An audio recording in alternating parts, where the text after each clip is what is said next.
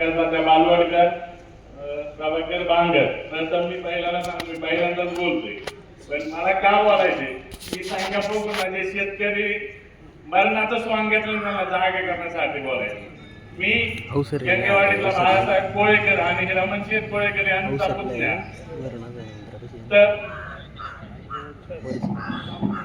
तर का बोलायचे,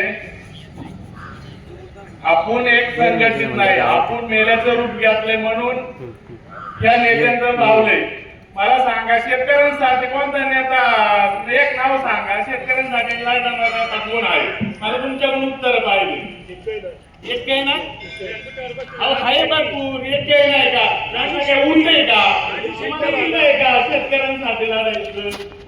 आहे का एक महाराष्ट्रात एक नेता आहे का शेतकऱ्यांसाठी?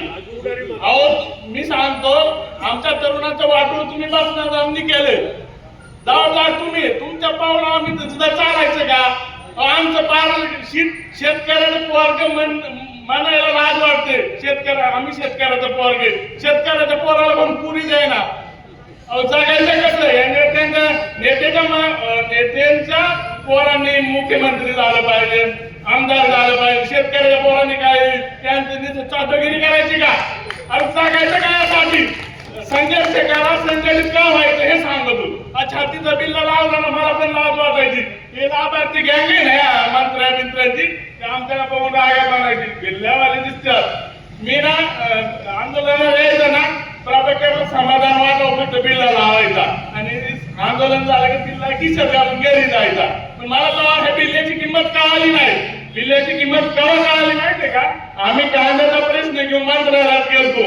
आम्हाला तिथं साहेबांनी अडवलं. तो पोलीस काय म्हटला, तुम्हाला आतमध्ये सोडा. आम्ही मंत्रालयात 10 जण होतं. आम्हाला साहेब मंत्रालयात सोडित नव्हता तो माणूस. मला तुम्हाला मंत्रालयात जायचे ना, हा बिल्ला काढून तुम्ही मंत्रालयात जा तरच सोडेल. मी त्यांना हे सांगितलं, साहेब आम्ही हा बिल्ला लावलाय ना, ते आमचं मंगळसूत्र आहे. तुम्ही तुमच्या बाईला घरी जाऊन मंगळसूत्र काढायला सांगा, तर आम्ही बिल्ला काढून मंत्रालयात जातो. मग त्याने आम्हाला म्हणले ठीक आहे. त्यांनी आमचा अंदाज घेतला, ही 9 जणे पण ही खात्री आहे, प्रभाकर बांगर नेतृत्व करतो नाही खात्री. त्याच्या हे लक्षात आलं आणि मग तुम्हाला सोडतो. आम्हाला आमचा एक माणूस गेट पास नसताना त्याने सोडला आणि मंत्र्यांना साहेब व्हिडिओ शूटिंग करायला तर ते हाय का कोणला लाईव्ह करायला, आमच्या होनाची बांगर इथं लाईव्ह करीत होता. मंत्र्याला जाऊ शूटिंग लाईव्ह करीत होता. आम्हाला मुख्यमंत्री त्या दिवशी मंगळवार असते, सर्वसामान्य जनतेला मुख्यमंत्री भेटला. ही वेळ सर्वसामान्यांसाठी वेळ असते, पण तिथं आमचा यायचा डायरेक्ट मंत्रालयाच्या कॅबिन मध्ये.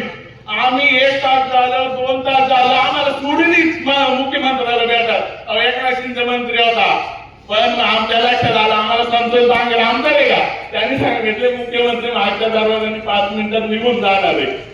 आम्ही इथून कांद्याचा प्रश्न घेऊन गेलोय तिथं मंत्रालयात, खर्च करून गेलोय, पदरचा खर्च. त्या माणसाला 1 रुपया म्हणतात नाही, घर पैसे पदर खर्च यांना काय उलटय का? काही यांना काय काम नाही का?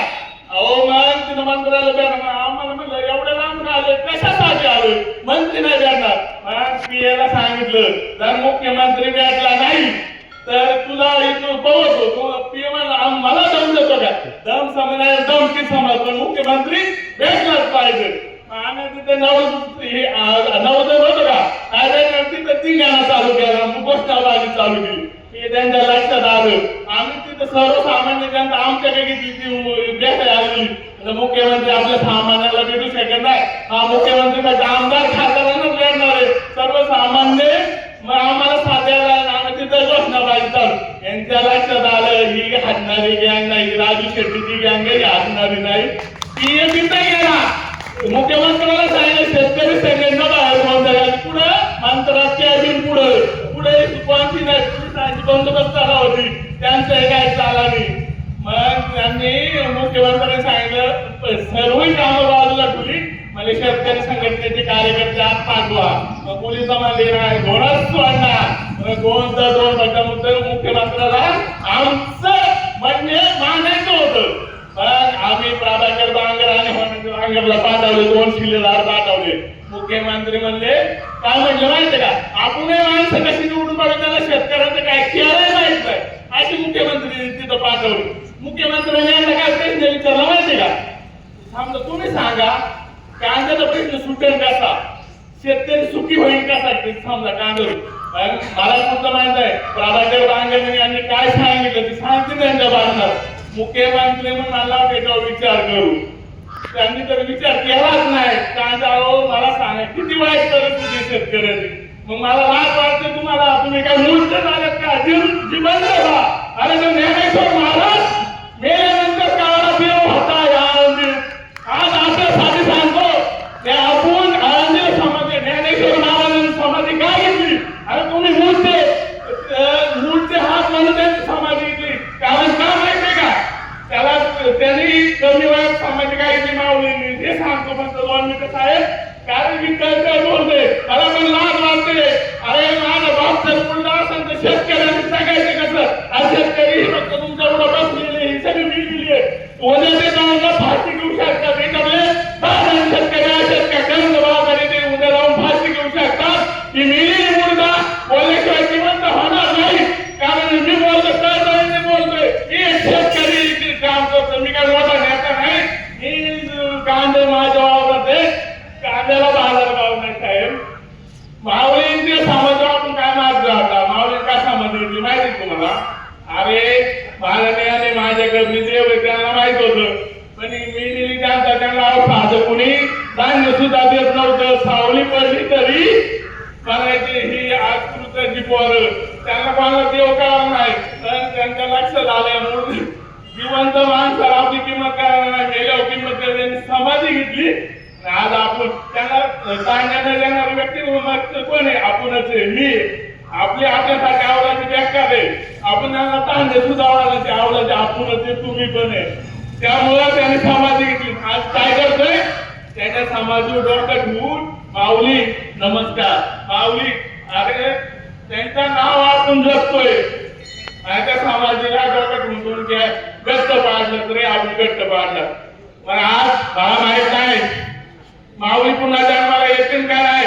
पण तुमच्या आपल्यासाठी राजू शेट्टी माऊली जन्माला आले. आज त्यांच्या डोक्यापुढं पायावर डोक्यात हे मागा साहेब आमच्या जर्सी घोड्यांचा प्रश्न रेवट काय नाही. आज काय घ्यावा जर्सी घोड्याला घोडा झालाय तो सोडायचा पुढं. जर्सी घोडा कोण खरेदी करत नाही साहेब. आमच्या शेतकऱ्यावर 5-5 लाखाचे कर्ज होत आहे. बियाण्याचे पैसे द्यायचे, खताचे पैसे द्यायचे, औषधावाल्यांचे पैसे द्यायचे, हे द्यायला सुद्धा पैसे नाही साहेब. शेतकऱ्यांची कर्जमाफी झाली पाहिजे हा मोठा प्रश्न आहे.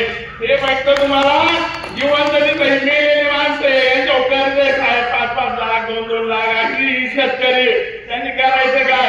आणि साहेब रात्री जर मुठायला जायचं असेल ना बायकोला उठवायला लागायचे. चल तुम्हाला जोडीदार. कारण का बिबट्या येईल कुठून मला उचलून देईल. ही आमच्या मारण्याची परिस्थिती झाली. ही परिस्थिती का झाली?